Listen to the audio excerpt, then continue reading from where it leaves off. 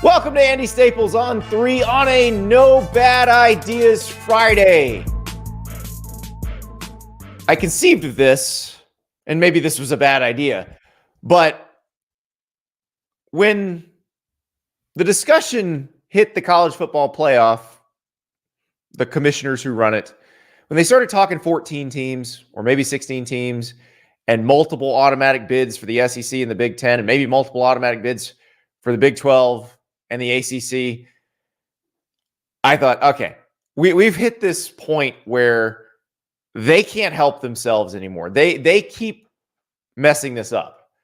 They have a nice 12-team format that they just finally approved, the final version of it. We've never seen it actually played. And they're already talking about how they're going to change it in 2 years for God knows why. Well, we know why. More power, more money, all of the above. So I said, let's find the smartest person I know. Dan Wetzel said, yes, I will come on. I will help you help the commissioners who can't help themselves. So let us talk to the great Dan Wetzel from Yahoo Sports, from the College Football Inquirer podcast. Dan, I was listening to you and Ross Dellinger and Pat Forty discuss this last night on your show.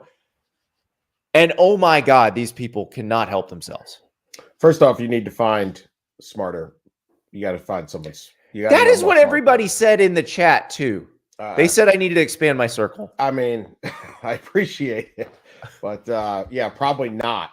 But who knows? I don't know what degenerates you're hanging around with and stuff like that down there in Florida. But yes, they cannot help themselves, and I mean, it's classic. Okay, people have been called for a playoff for decades. They finally begrudgingly got dragged to the Bowl Alliance, and then the Bowl Championship Series, and then finally a 4-teamer after just everybody screaming at them. And now we finally get to this 12-team. It took 3 years after the proposal, almost 3 years, 2.5 years, a little over 2.5 years after they put out the proposal. This is what we're going to do. This is awesome. Almost universal. I mean, there's always some people, but that's just that segment's always out there. Almost universal agreement. This is going to be great. Took them another almost 3 years as they played politics, and there was an alliance, and there were various ratings of conference, to where the old thing kind of has some flaws now because they didn't just implement it. And now all of a sudden, the people that run the college football playoff are talking about expanding the soon-to-be expanded college football playoff before that college football playoff is officially expanded. All of a sudden, we're in a rush. Can we just They have a month, Dan. They have a month to figure it out. We got to have another one.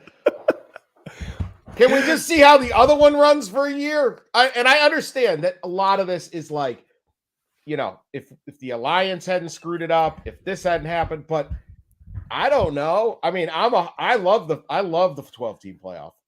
And I do too. It's throwing this up in the air and going, hey, maybe we got, how about 16? Let's just go to 16. Like 12, they included some fun aspects of it. Like they put some thought into it. But yes, I am glad you agree with me that the alliance is really to blame for screwing all this up. This should be happening right now. We should have already seen this. The ACC and the Pac-12 got completely hoodwinked by Kevin Warren in the Big Ten. I still can't. We don't properly celebrate how utterly stupid it was to form the alliance. And I remember getting a phone call from somebody in the ACC office after being very critical of the alliance and saying, "You do realize you're acting against your own best interests here," and they're trying. But we got to slow it down. Holistic. We got to have a 1-year plan and figure out how it's going to affect the student athlete. You don't care about the student athlete. You got suckered.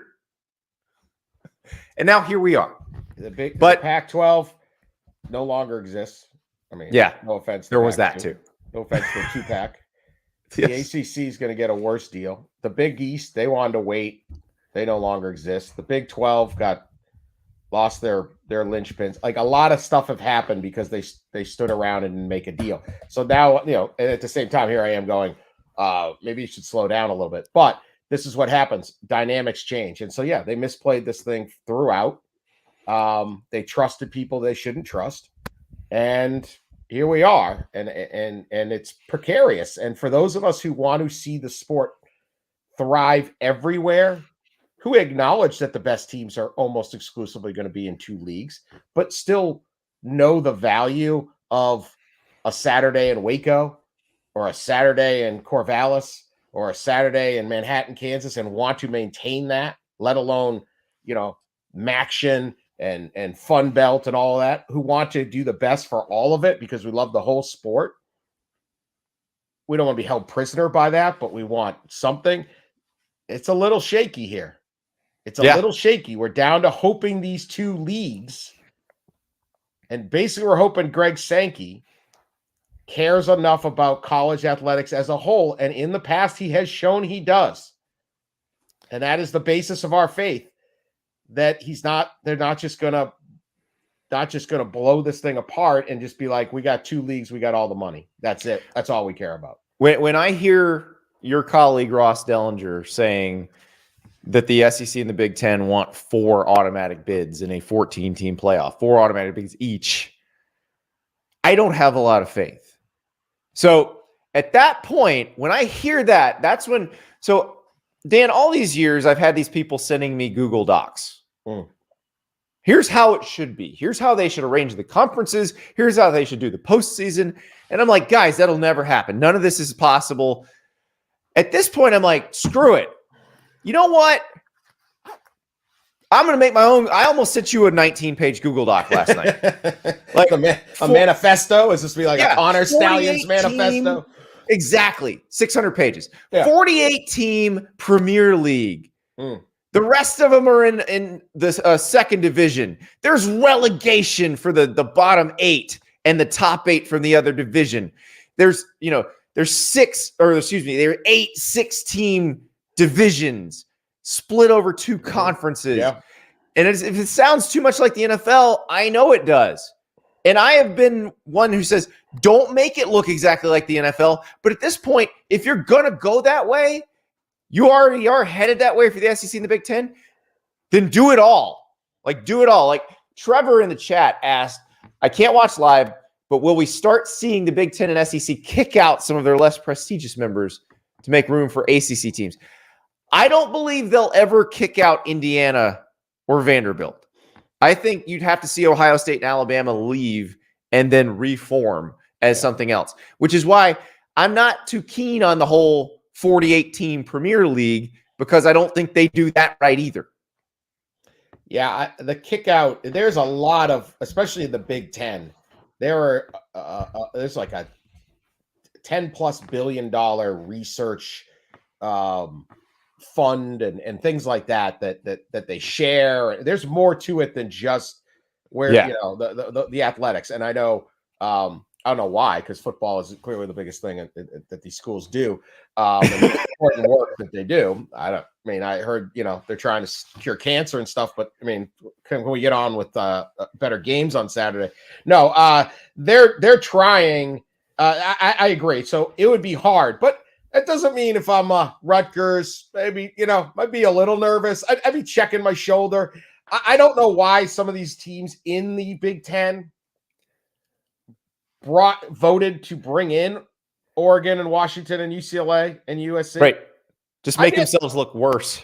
It's like you're bringing in your replacement. You're like, you're a guy working in an office and you're now maybe 50 and all of a sudden there's a guy who comes in at 28. Hey, why don't you train him? Why don't we bring him in and you show him what you do? Yeah. Wait a minute now.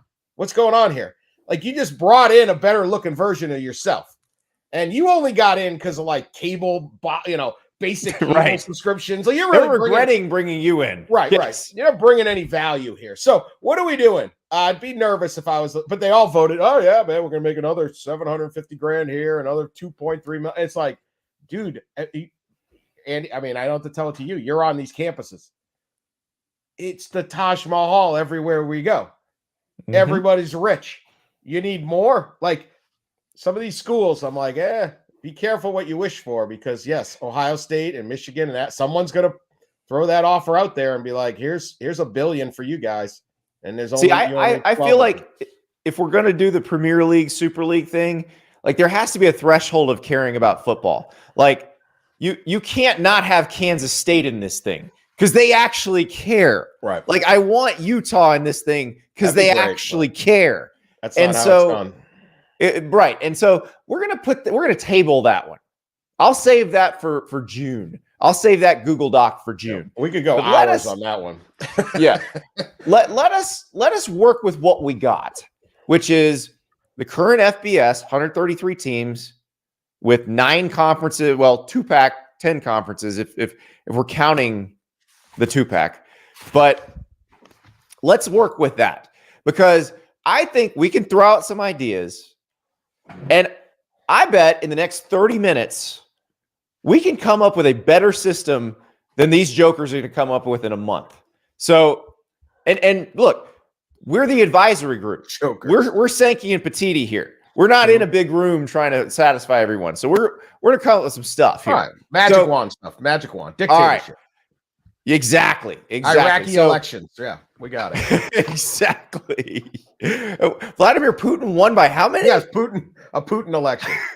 99-1, but they're waiting for Maricopa County to count their mail-in ballots, but I think it'll be 99.5, yeah. All right, so we're going to have a playoff. The current conferences are going to exist. So I'll give you my conspiracy theory on what I think is going on here with the automatic bids, and then we'll figure out what to do with them. But I think this is a little like, remember when the NFL owners were like, hey, we'll let you guys smoke weed. You just have to trade something for it in the CBA.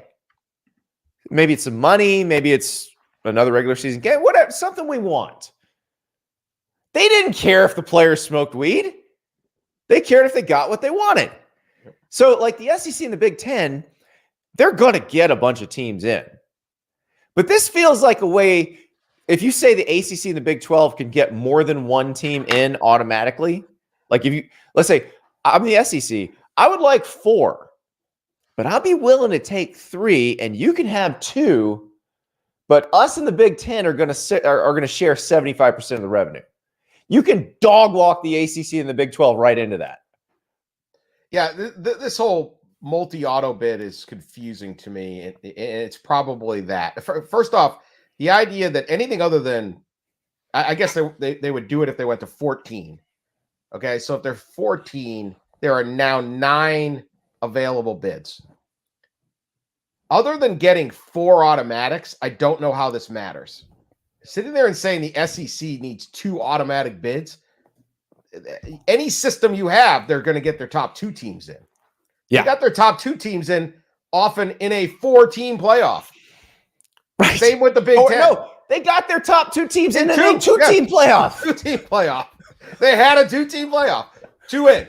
So let's what do we do with the extra auto bids? So unless you get to 4 guaranteed, there is the potential if you have 9 at-larges and you've already selected the number 1 team in the SEC, I guess there is a chance that your 4th place team does not rank in those 9. I doubt it personally, but I guess there's a chance because your top 2 are going to make it. Your 3rd is going to make it. Your 4th is good. I mean, it just is. Where are these teams coming from? Notre Dame, let's say Notre Dame's good every year. They take 1. Now you're down to 8 at large. I mean, it's going to be 3, and maybe 1 for the ACC and 1 for the Big 12. I don't even, I mean, you could have a 5th team in some years. So here's my idea. Like if you're going to expand, which they're clearly going to do, whether it's 14 or 16, and they're doing these 2 they're noodling with these 2 numbers because it doesn't change the number of rounds. Right. My conspiracy theory on that, by the way, is you're going to codify the maximum number of games played to win a national title before you have to negotiate with players, which you may have to do eventually, because the most expensive thing you will have to do in a negotiation is add games. So get the number of games set. So, all right, if you're going to do that, let's just go to 16. But here's my idea, Dan, and you tell me where I'm wrong. No auto bids. If you're going to have a subjective committee picking these, if we're not going to have a regionally balanced, competitively balanced set of divisions or conferences where you can have objective criteria like the NFL does for the playoff.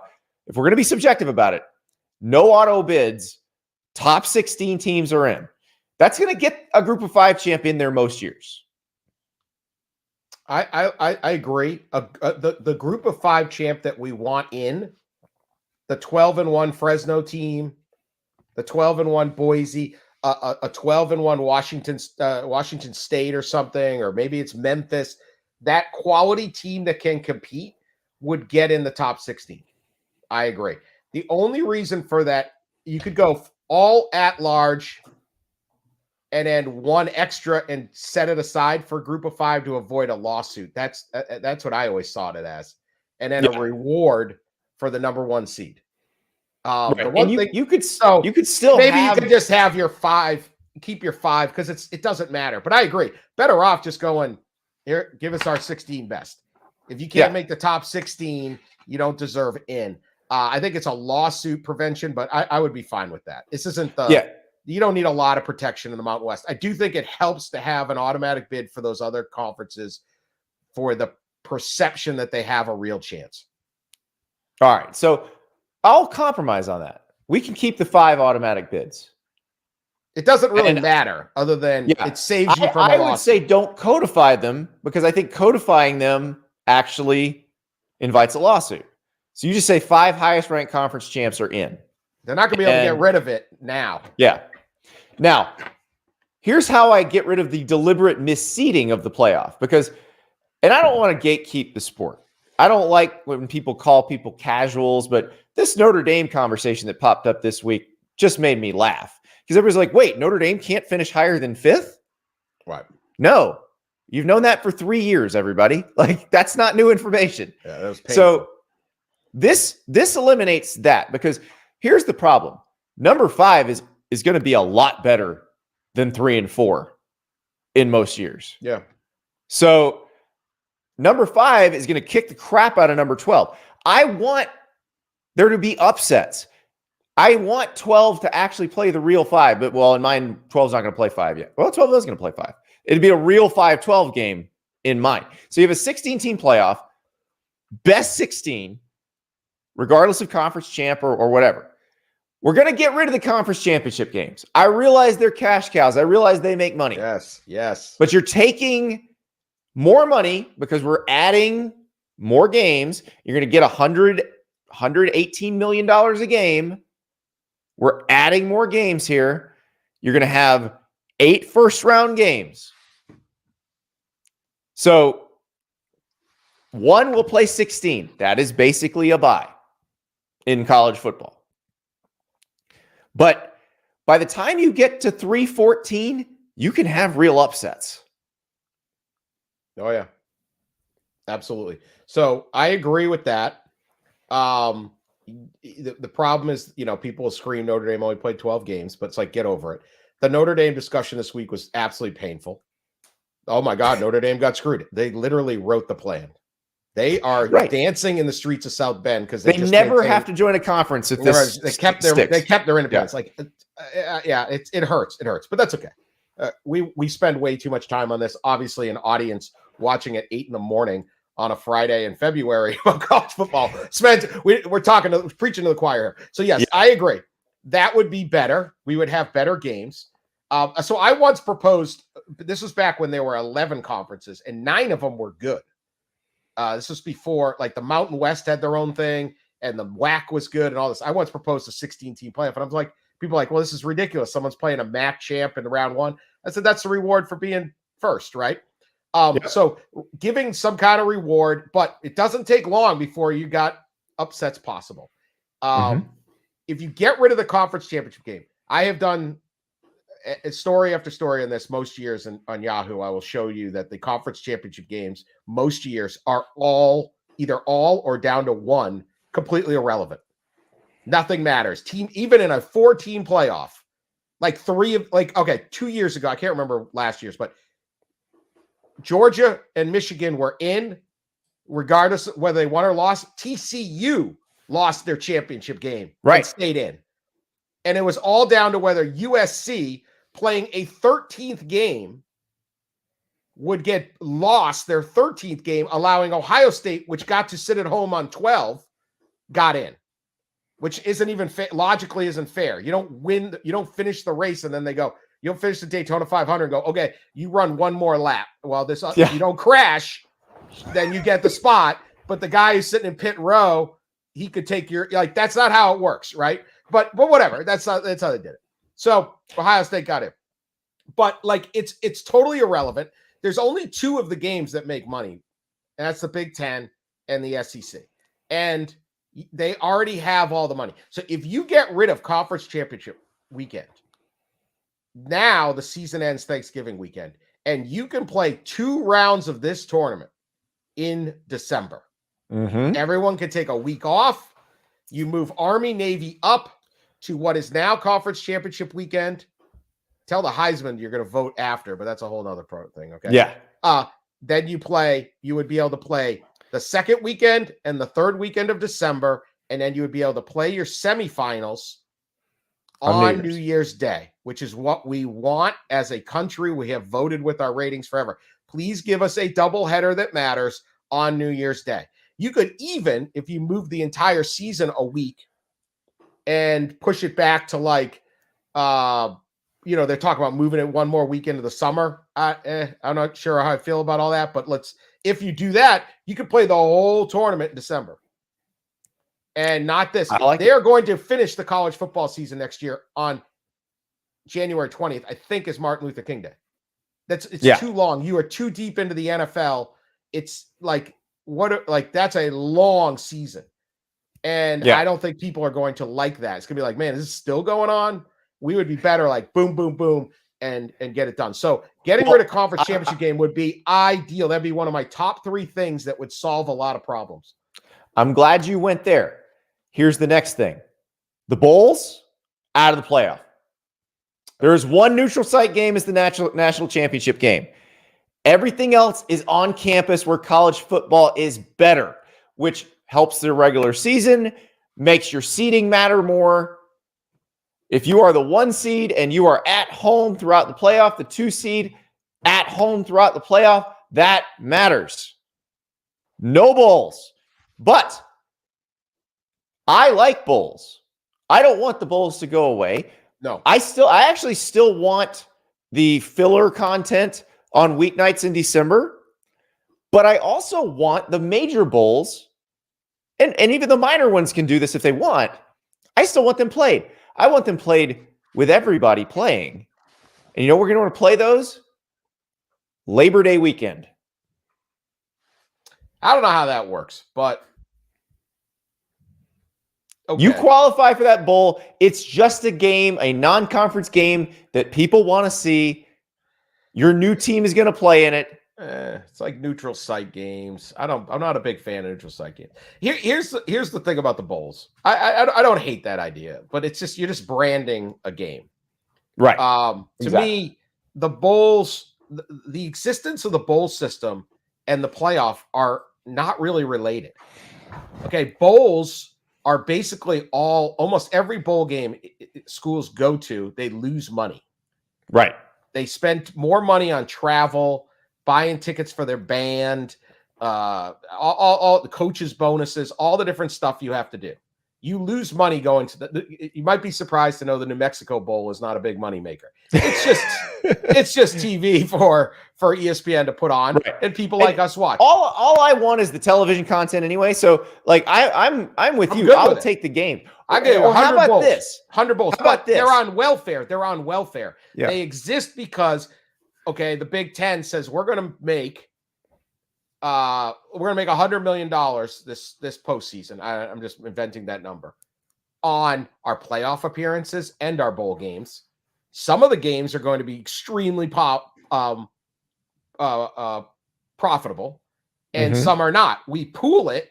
Everybody gets the same cut, and therefore, when Indiana goes 6-6 and gets to go to a bowl game, they don't sit there and go, man, we're going to lose $5 million to whatever they're going to lose. We got you covered. So the bowls exist because the rest of the postseason is profitable, and it will only get more profitable starting next year. So those bowl games should never go away.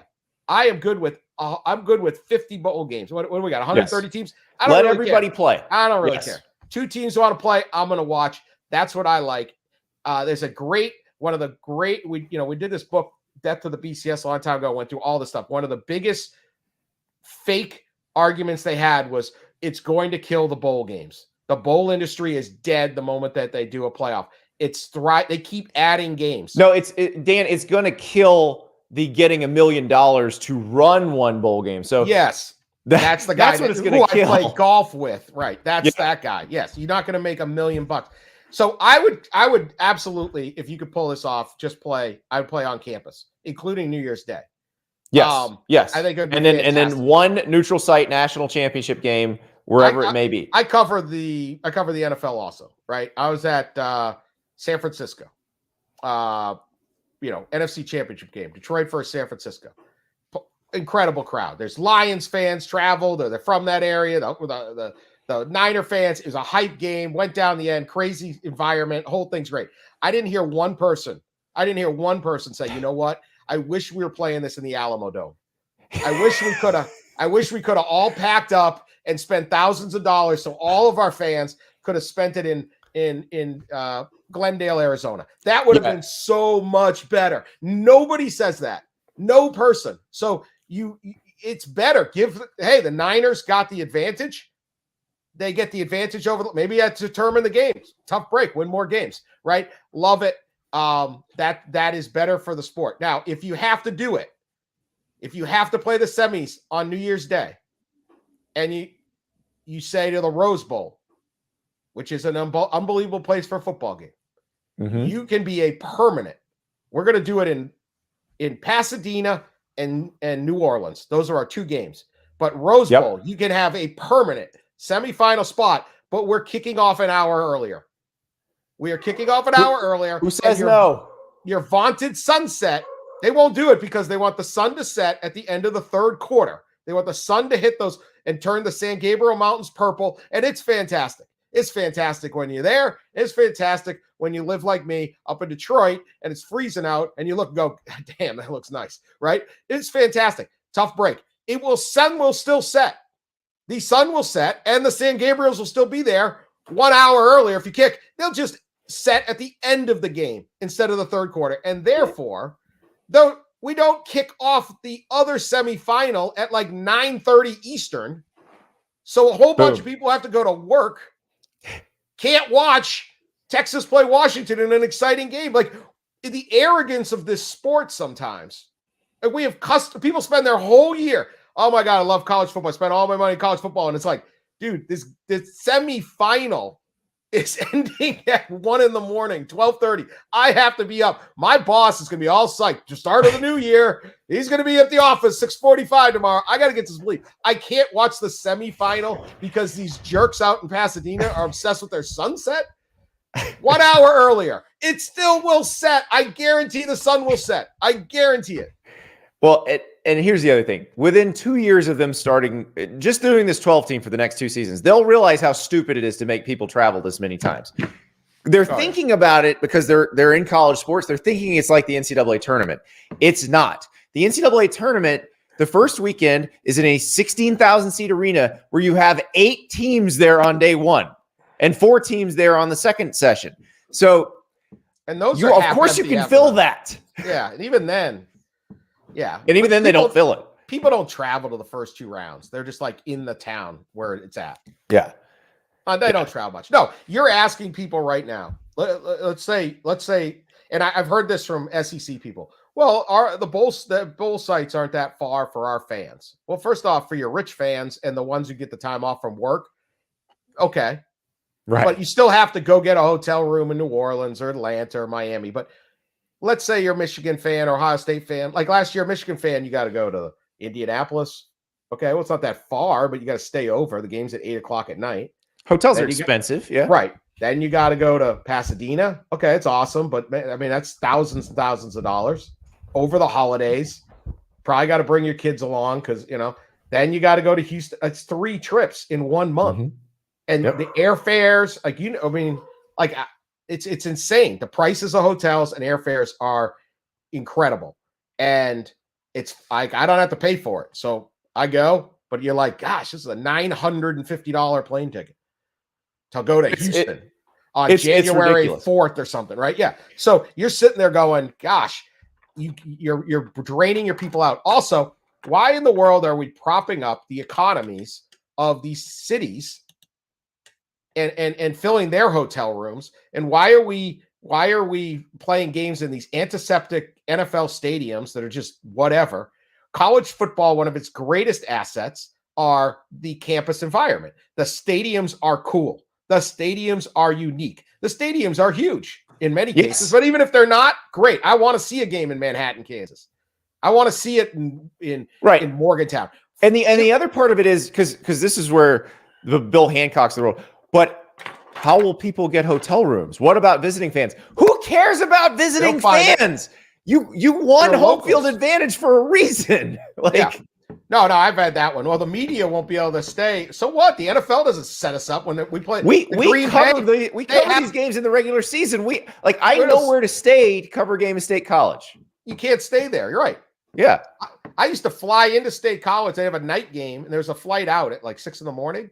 I wouldn't even get a hotel room. I just go back to the Avis slot, their little airport, and stay there. Exactly. Whatever. Don't worry about me. The NFL plays in Green Bay, Wisconsin, right? Like, it's a small little town. It's awesome. It's snowy. It's a pain in the neck to get to. Ask any NFL. What's the number one place you'd like to watch an NFL game? I want to go to Green Bay. Well, of course you do. And you want it to be snowing, don't you? Yeah, kind of. I mean, it'll suck, but yes, I do. Right? That's the game you want to be at. Oh my God, it was so cold. And Tom Coughlin's face almost froze. But whatever, they won. So yeah, don't worry about so many of their arguments were garbage anyway. But yes, get the Bulls out. But if you have to do it, Rose Bowl, the sun will set. You don't get to determine your kickoff time. So we've solved the postseason already. Yeah. So let's solve the offseason now. Okay. And you mentioned this when we were texting last night. We have a proposal now from the SEC where they want to move the early signing day to the first week of December. This is dumb. Your idea. Yeah, well, first off, this cracks me up because it's like we're going to, again, it's like tinkering with the formula. We're going to move it up to after the conference championship game or before it. First off, in like 2 years, you're going to be signing contracts with these dudes. There's no national sign. Okay, great. Signing day there should be one signing day, and it should be in mid-February, if not later. And I know there's like spring practice situations. I know like Michigan always would go early because Harbaugh wanted to start spring practice on Valentine's Day because they love football. I'm going to miss the guy. I'm sorry. I mean, you can't get that out of every coach. So there's got to be a little bounce. But like the coaching carousel just ended. We just had our final head coach hired. We think, right? You want your high school player to make his college decision with the most information possible. And you want your college coach to make an offer to that high school player with the most information possible. And that will cut down on what these guys hate the most, apparently, which is transfers. Guys didn't work out. So you want to wait until they see after the transfer portal goes through, what spots available? Did they recruit over me? Did my coach leave? Did my coach retire? Also, the ones who are coming in January are still coming in January. So they're on campus. You already have them. I will get that. Yeah. If you don't have to sign a letter of intent to enroll in January. If you're one of those guys that want to enroll, that's the ultimate letter of intent. It's funny. They sign a letter of intent on like December 22nd and they move into their dorm on December 27th. Like you probably didn't need to sign the thing. Okay. Didn't really do a lot. Like if you're so committed, you want to come in early and you finish high school and you want to get there for the whole spring. Fine. Great. You don't have to sign a letter of intent. You're just going to sign a contract, but you just enroll in the school and the coaches. You should not be able. So anybody who wants to enroll early can enroll early. Everyone else, you are signing in the middle of February so everything can sort out, because the more information, the better the decision. And so you sit there and say, man, I am going to come from Seattle, Washington, and I'm going to go play for Alabama. This is great. I commit. I'm 100% committed. Guy retired. Oh, well, I was going to play for Nick Saban. Now I'm not happy. Now I got to hit the transfer portal. This isn't what I was looking for. Whatever. Totally understandable information. Totally. Nobody did anything wrong. Nobody. But you're now locked in because you signed before the coaching carousel finished, before that announcement got made. And now they sit there and go, well, we need one in the summer. All you're going to do is create more kids that shouldn't be there, more coaches that then watch their senior year of tape and go, not good enough. Yeah. Okay. So, and then more high major coaches. I hear this now, the group of 5 are complaining. They're going to say, well, this kid isn't good enough. But we also made a mistake on this other guy 2 years ago who we thought what might have been good enough, but he wasn't. So he went to, we're at LSU. He went to Louisiana Monroe. He just made all conference. We're taking him. It creates more swirl, which is what they're trying to think. The problem is everything is listened to the coaches. The coaches I want to sign my 25 guys in August and go to Destin and hang out, or go down to 30A and hang out at my beach house. And then they're just looking at their work-life balance. And I get it. Work-life balance for a college football coach is terrible right now. You know what's great? The paycheck. It keeps getting bigger every single year. Whoa, how would Woody Hayes handle this thing? Woody Hayes wasn't making $8 million, $10 million. Woody lived in a little ranch over in Columbus and mowed his own lawn. Okay, he didn't work. That's the way it works, right? You want to be an investment banker in your little small town, you want to run a hedge fund. It's a little different situation. So the signing day should be in February, not these other ones that just increase the swirl and the churn of roster movement. Also, the NFL draft does not take place in the middle of wild card weekend for a reason. Right. It's good for the sport. Like, one thing I've learned this week is how bad these people are at marketing their own sport. Like, they should be celebrating this 12-team playoff. We finally have this beautiful format that you guys are going to love. They can't even explain it to anyone. They're already fixing it. Right. You don't announce you're fixing, hey, here's our new system, but we're going to fix it. Well, so how excited is that? Like someone giving you a new car. Well, you got to bring it in on Tuesday. I got some more work to do. Oh, how excited am I about this new car? Well, I want to throw one of your other ideas at the people, because you sent me this last night and it was brilliant, Dan. We were talking about this, and you want to issue fines for coaches who whine about their jobs. Yeah. I love this. I don't believe this would probably be legal, but but hell, we're waving magic wands. We're like 30 minutes into this thing. Yes, I have had it. I've had it with the people who run this sport, the coaches, the ADs, the commissioners, the whole thing. I actually heard Charlie Baker, of all people, defend the transfer portal the other day by saying, look, more kids, normal students transfer than football players and stuff like that. It's not really an applicable stat because usually finances are a big part of that. They're like, hey, I think I can, but I didn't care. He said something positive about college sports. These coaches and these administrators have poisoned the customer base. They have poisoned the fans. They are sitting there telling us over and over, it's the Wild West. It's not college football. It's the worst. Nobody cares about academics. Blah, blah, blah. Everything is terrible. This is the worst thing we've ever had. And then they propose these impossible solutions. And you go, dude, that's not going to work. There's a thing called the Sherman Antitrust Act. Well, I don't know anything about that. Well, okay, that's great. You don't. Let me tell you who does. Brett Kavanaugh. Okay? Brett Kavanaugh of the Supreme Court has told you guys, you're dead. It's over. You have to come up with a new system. It's not me. Ask him. Don't go. He basically said, don't ask me, or I'm going to set up your system. Right? But they sit there. They want. Everything is bad. The transfer portal is terrible.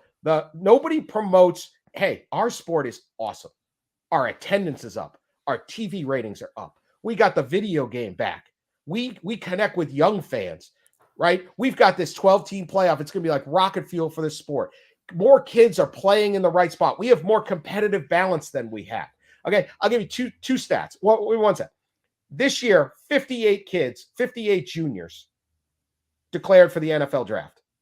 Gave up their final year of eligibility or final like 7. They probably could have won. Yeah, whatever. To go pro. Okay. For 7 years between 2016 and 2022, that number was over 100 every single year. The average was 115. So they're getting out to get paid. They're getting out to get paid. 2019, 135. And the New York Times wrote an article about it. And guess who's in the article? Urban Meyer and Nick Saban said, we're going to start meeting to figure out a solution to this problem. Okay. They're always looking for solutions to the problem. They found it. Pay them. They found it. 58. 4 of them already graduated from college. So it's 54 kids are going without their degree. Now, if you look at the 58, about 25 of them have a first round grade. Doesn't mean they'll all get, maybe 21 will get, whatever. Nobody's saying Caleb Williams and Drake May should come back for NIL money. All right. They've got tens of millions of dollars. But we're down to like 30 guys in the entire country that are going, I will risk being a 3rd round, 4th round pick in the NFL. Or they're saying, I would rather stay and play college football. Right. I'd rather play college football than risk being a 3rd or 4th round pick in the NFL draft. 30. That's it. 30 guys are choosing the NFL. Every one of these guys wants to play in the NFL. Now, you may grow up saying, I want to be a college star, but everybody wants to make the league. They are delaying that. That's 80 guys a year. Really talented players. Right. These are starters where they are. Stars. Look at this Ohio State roster, right? All this stuff. You are saying, I love college football. That is the story that should be told. We have more players choosing to stay in school and improve the talent base. Stop telling me about the 44 guys that left the group of 5 to transfer to the Power 5 who were all conference. Good for them. They worked hard and got a better opportunity. Hello, America, right? Stop painting everything as a disaster. And then the other is this. I talked to a Michigan fan, kind of old school, your old school guy that just, like everything's bad because it's not the way it used to be. He's lamenting the state of college football, the NIL and the transfer portal. I'm like, dude, you won the national championship because of the NIL and the transfer portal. Michigan has half a national title since the 1940s.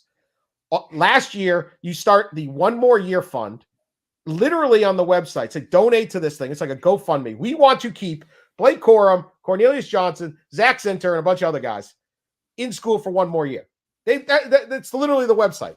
One More Year Fund. I think it's called. Guess who stayed? Blake Corum, Cornelius Johnson, Zach Zinter. You win the national championship because of NIL. Yeah. By the way, you grabbed a plug-and-play left tackle and center. And edge rusher. And cornerback. And who blew up? It was a transfer who blew up the final play. Josiah blew Stewart. Up the line. Yep. Right into Milrow. Right? So does it dawn on you that all of a sudden a school like Michigan has a chance to win, that not only has a chance, but win? Okay? Because a guy like Harbaugh, they work the system, man. They got their guys to stay. And the one thing Harbaugh is always good at is finding these, he finds really good players. But Michigan never signs 5 stars. Yeah. They get 1 every 2 years. They had 2, I think they had 2 5 stars against Alabama's 22 or something like that. Yeah, Donovan Edwards and Will Johnson. Those are the 5 stars. Those are 2 guys, both from Detroit. That's it. That's all you're getting. They can't get those guys. And all of a sudden you win national champion. And I have Michigan fan going, this is awful. We got to do something about it. Are you crazy? Yeah, this is how you win. This is the problem. I always tell people, do not listen to what these people say. Watch what they do. So don't listen to the coaches and the ADs when they complain. But I agree with you. The fine would be good. I have a $250,000 fine if you badmouth college football. Yeah, and the fine goes to your designated arch rivals collective. Oh, I like that. Now, I've got a better. Well, I think this is yours might be better than mine, but I'm going with the plot of the show that George and Jerry were pitching in Seinfeld, where basically George has to become Jerry's butler for a week. So here's what happens: if you're a coach or an AD who complains about the state of the game, who badmouths the sport publicly, you must trade jobs and salaries for a week with one of those dozens of slappies in your organization who would kill to have your job and your salary, who would slit their own, like, think about this. There is some tight end recruiting analyst in some SEC program who would slit his own grandmother's throat to coach receivers at a Sunbelt school right now. Right. So the next time some SEC head coach gets up and like, the system's broken, congratulations. You're now the tight end analyst for the next week, and you get his $35,000 a year salary 1 week of that. He's now the head coach, and he gets your salary. You may find out that yes, all of it. Yeah, right. He go play golf. You may find out that you're not much better than him at this. So yeah, I can't coach football anymore. Yeah, industries change. Industries change. All of us do our jobs differently. You and I do our job differently today than when we started. Find me an industry that isn't sitting there going, "Oh my God, this is everybody's wrong." The difference is all the sports writers who complained about all the changes, they had to go find new jobs. Yeah, right. And our salaries didn't go up every year 10%. Like, I'm sorry, you got to do some different things or whatever, but you're still coaching football. Like, oh my God, this is like some of these coaches, especially like I'll at least listen to like a Saban or something. Like some of these guys, I mean, my God, like, dude, you went 5-7 last year. Yeah. You went 5-7. You're at the middle. You're in the middle of one of these big leagues. The only reason you make your money is because 25 million people will tune into Ohio State, Michigan. They ain't watching your team.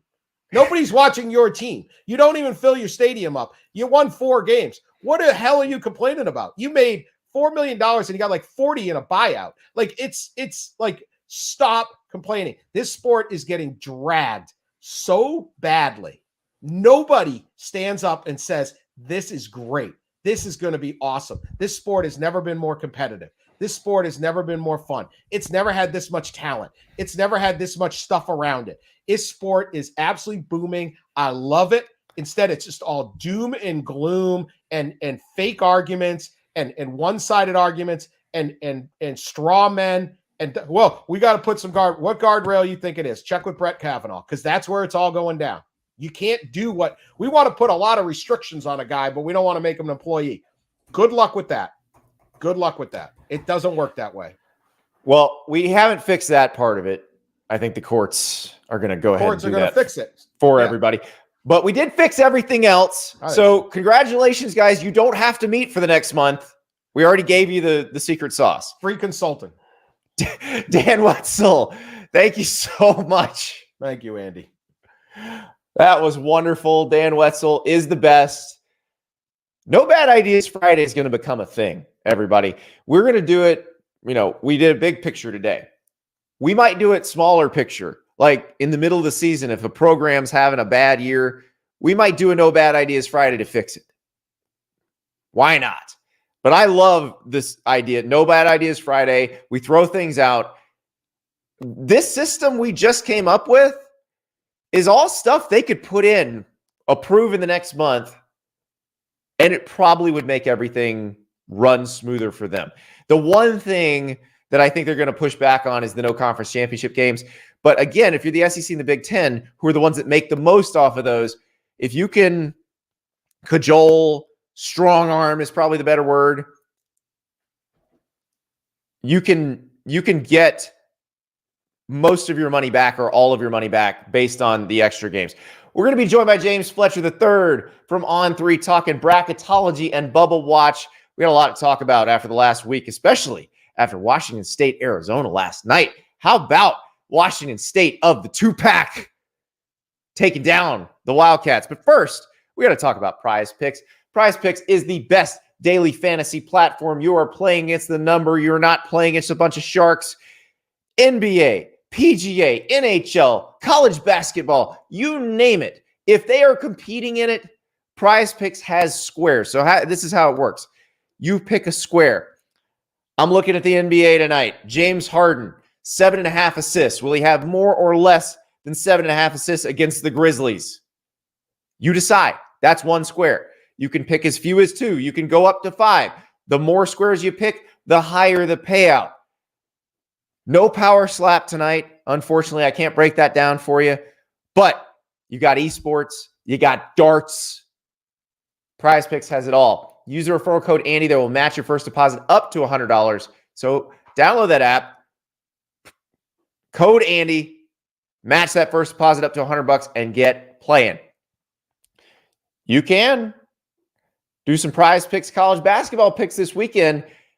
And to discuss a big weekend in college basketball, let's talk to James Fletcher III from On3. He is our resident bracketologist, our resident bubble watcher. How late were you up, James, watching what went down at the McHale Center with Washington State and Arizona last night?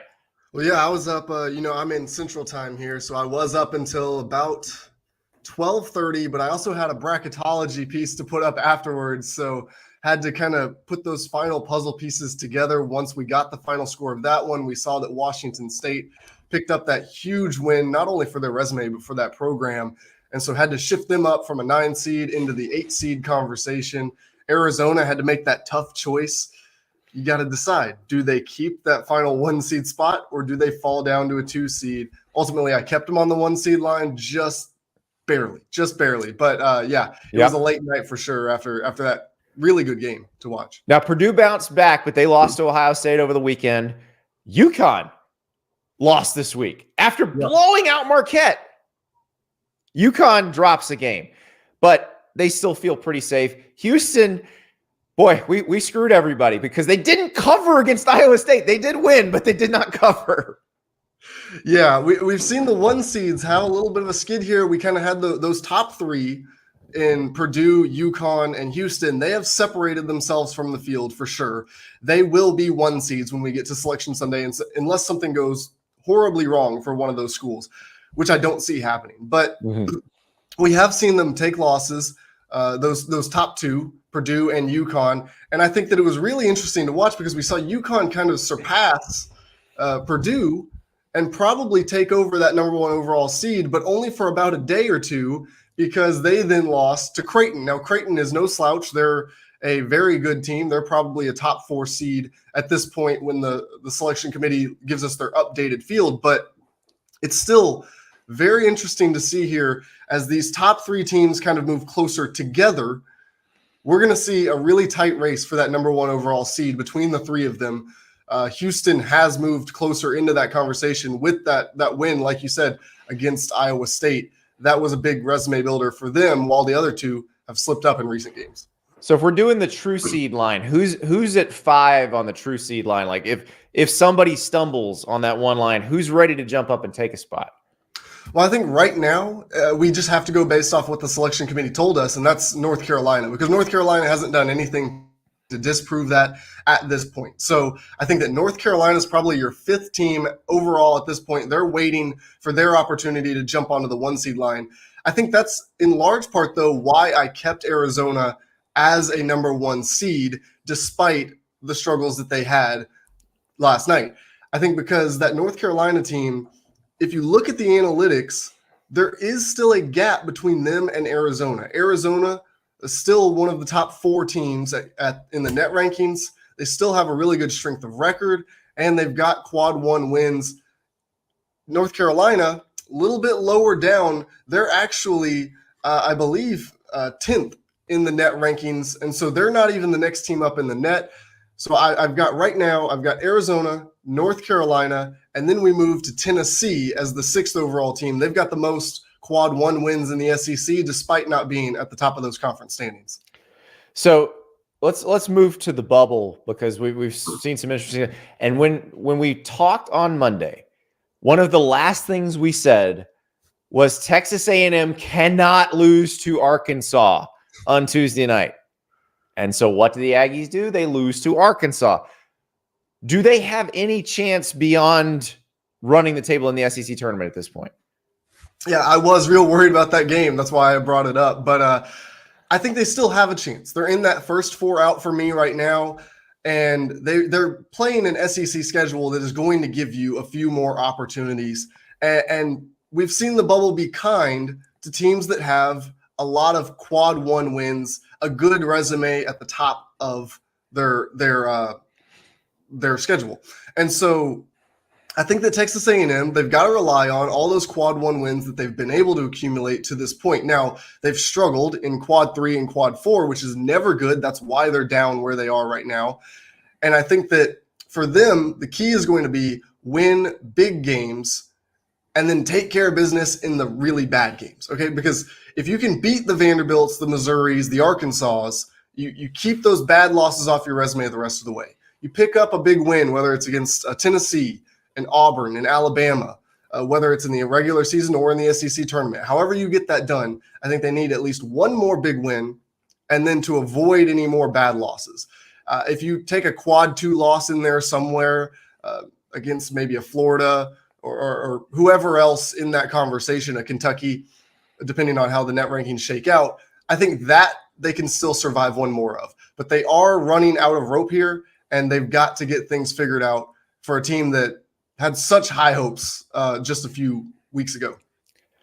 So Wake Forest is another one, and now that they had kind of the bubble bowl this week, beat Pittsburgh badly. I mean, they crushed Pittsburgh. Now they played Duke in Winston-Salem. If they can win this game, should they feel somewhat comfortable? Yeah, I don't know about the word safe this time of year is one that people like to use, and it's one that I struggle with because at the end of the day, if you lose another quad 4 game, you're always going to move back towards the bubble. So you've got to kind of keep things rolling no matter what win you pick up. But a win against Duke would be huge for Wake Forest, a team that has moved up all the way to 27th in the net rankings. And excuse me, that is big for them as they come down this final stretch. You've got a little bit of a cushion there. We know that we're going to have at least every year we get 36 at-large teams and then of the automatic qualifiers. Now, plenty of those automatic qualifiers are going to come from that same pool of teams that would be getting an automatic bid. So we're going to end up, I think last time I checked, we were at 47 to 48 teams that we're going to get either at-large or would have been at-large teams in this field this season. So I think that Wake Forest being number 27, they're in a pretty comfortable spot right now, but that doesn't mean that they have any room to start dropping good games. Nebraska seems to be doing what we talked over the last few weeks about what they needed to do. It seems like they're doing that. But what do they have to do to get solidified there? Yeah, I think it's avoid bad losses. That's what you got to do. If you're on the right side of the bubble at this point in the season, what you want to do is keep things going how you've got them right now. So if they drop one game and it's to a really good team, if they get knocked out of the Big Ten tournament, but it's against one of the teams that's favored to beat them, in Illinois, a Purdue, I don't think that really hurts them when we talk about the selection committee. But you do always want to get yourself in front of the selection committee in as many opportunities as possible to prove what you've got. So even if you take a close loss to one of those teams, it can still help you in terms of your eye test when we get to Selection Sunday. So for them, I think really it's just keep winning those games that we talked about. They need to win that Ohio State game, that Michigan game, roll through. If you've got a quad 3 or quad 4 opportunity, make sure you take care of business. Quad 2, you've got to play really well in. And then quad 1, you're just icing the cake. I think if they get one more of those, they'll feel really good about their position. Yeah, the truth in the chat mentioning how different Michigan is in the first half and the second. If you watch the Northwestern game, you saw that big win, good win for Northwestern. That would have been a bad loss. But let's talk about what happened in Tucson. Jalen Wells hits a 4-point play with 27 seconds or late, last minute of the game. Yep. Caleb Love's shot falls short. What does this mean for Washington State when, they've been through the ringer as an athletic department this year? They are now in first place by themselves in the Pac-12, and it feels like they're in pretty good shape for the tournament. Yeah, this Washington State team, not one of the historically great basketball programs that we have out in that Pac-12, as you referenced the Pac-2 now. Yeah. We've got a really great story to watch here because Kyle Smith took over that program. They weren't really going anywhere. They didn't have any big-time transfers. They didn't have any big-time players to mention, recruits. But they've just kind of put this program together the way that he wants to build a program, very much in the vein of what he did at San Francisco when he got that program rolling and kind of set it up for Todd Golden, who now we're seeing have success at Florida. So there's something there in that coaching tree coming out of San Francisco. He's done really well at building the roster he wants to build, finding unique ways to do it at a school that historically is one of the worst Power 5 jobs in the country. A team that really, we look at historic success, and outside of being able to claim Klay Thompson, who was not the same player in college that he is in the NBA, they don't have a ton of guys that you can point to. I do remember a coach who was at Washington State who recruited his own style of player and played a very unique style, and that worked very well. And he's now got a national title at Virginia, Tony Bennett. So it's a place you can win, but it's a place that if you can win there, it probably means you can really win somewhere else, which I hate even saying that, because we saw it with Oregon State in football, where Jonathan Smith was doing really well at Oregon State. And because of what happened with the conference, even though Jonathan Smith was an alum, you knew he was gone. You knew he was going somewhere else. Jake Dickert, the Washington State coach, had done a good job, was up for jobs, just didn't get one, but probably is still looking. It sucks, because somebody's going to grab Kyle. Like in the offseason, somebody's hiring him because of the job he's done here. But I mean, that would have happened. I think that would have happened anyway, even without what happened at the conference. Because, I mean, obviously it happened with Tony Bennett when the conference was healthy. Yeah, you mentioned Tony Bennett, also Kelvin Sampson at one time, head coach at Washington State. So they've had really good coaches at different times. You know what those two share that Kyle Smith can now break is that neither of them ever won a conference championship. Now, if Kyle Smith can go in Washington State and do something that Tony Bennett and Kelvin Sampson were never able to do as the head coach, you're right. Somebody's going to back up a truck, and he's going to end up with a much cushier job where he's got some of the NIL resources, where he can go out and recruit 5 stars, where he can do all those things. And really, there's nothing abnormal about it. Like you said, it's unfortunate that the Pac-12 dissolving has put Washington State and Oregon State in this situation where they maybe are viewed as lesser than Power 5 right now, even though they've had that title for so long. But at the end of the day, these high major teams, these blue bloods or the teams bordering on blue bloods, they usually get who they want, whether it's Power 5 or not. We've seen plenty of other Power 5 coaches who are in the mix for other jobs where they would be leaving a good situation for another situation. So I don't think it's abnormal at all that Kyle Smith is in these conversations when we talk about coaching vacancies. And I think he really deserves that kind of discussion with what he's been able to do. Yeah, Pat Chun, the AD at Washington State. Sorry to do this to you, but he's done a great job of hiring people, and that's kind of the best compliment. Unfortunately, is somebody steals your coach, because it means you did a good job. So, good luck to Pat, who's probably going to have to go find the next Kyle Smith in a little bit. But it's been fun to watch. And James, this is we're getting down to brass tacks here. 3 weeks to Selection Sunday. What games are you most looking forward to watching this weekend? Oh, this weekend we've got a really good slate. I think Alabama and Tennessee. That's one that I've really got my eyes on over these next couple weeks. But this weekend in particular, I think that we've got Kansas against, I believe they're playing against Texas. Texas, a team that's still on the bubble. They're comfortable right now, I guess. But picking up a win against Kansas obviously will do a lot for your resume. Kentucky against Alabama, is the one. Yeah, Tennessee has Texas A&M in a like if A&M can win, great. But yeah, Kentucky Alabama should be fun, especially after Kentucky LSU. Yeah, I think Tennessee Alabama, I think is the next week. I think Reese Davis was talking about that one, got me tripped up on which weekend that is. But then we've also got a North Carolina Virginia game, which I think I'm fascinated by, because Virginia kind of slipped a little bit closer to the bubble than we thought they were going to after a really good run for a couple of weeks. So can they get things right? Can North Carolina stop this kind of back and forth thing that they've been doing, and also get closer to that 1 seed conversation that we were talking about earlier on? And it's pretty much an ultimate clash of styles game.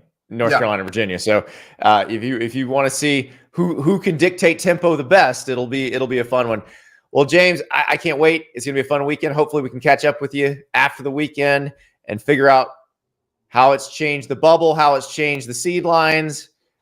I love this time of year. James Fletcher III, thank you so much. All right. Appreciate it. Guys, it has been a fun week. Hey, we solved the college football playoff today. I don't think anybody's going to take me and Dan's advice, but we're happy to give it. And I actually, when I look at, I was typing up what we're doing. I'm going to put this into a column form so you can read it. You can send it to your friends and be like, hey, you sent it to your favorite conference commissioner, like Greg Sankey, Tony Patini. Look, these two idiots on this podcast, they figured it out for you. You guys don't have to have all these meetings now. But I think this would be fun. It would be a great end of the season. It would allow for different conferences to have a chance. It would allow there to be different conference flavors. It would allow college football to not look exactly like the NFL. Unfortunately, I think they're probably headed to some sort of Super League, Premier League situation. Unfortunately, I think that's where it's going. But if you stave it off a little bit longer, keep some of the flavor, I think this would do it. If you're going to not play this 12-team thing and at least take a look at it before you decide that's what you want or what you don't want, at least this embraces the spirit of it and makes it a little more practical and makes it fun. It would work. I'm telling you. Offseason never stops. We'll be talking about that because they do have to decide on something within a month because they've got to book sites. They've got to get the TV contract done. We're also going to be talking actual football. Texas A&M coach Mike Elko scheduled to join us on Monday. That is going to be a fun interview. I am very excited about what Mike Elko can do at Texas A&M. You saw what he did at Duke. He went in there and immediately won. That is not an easy place to win. He did it immediately. Now he goes into a place, sure, the schedule's a lot harder, but you inherit some pretty good talent. Can't wait to talk to him. Can't wait to talk to you guys next week. We'll see you on Monday.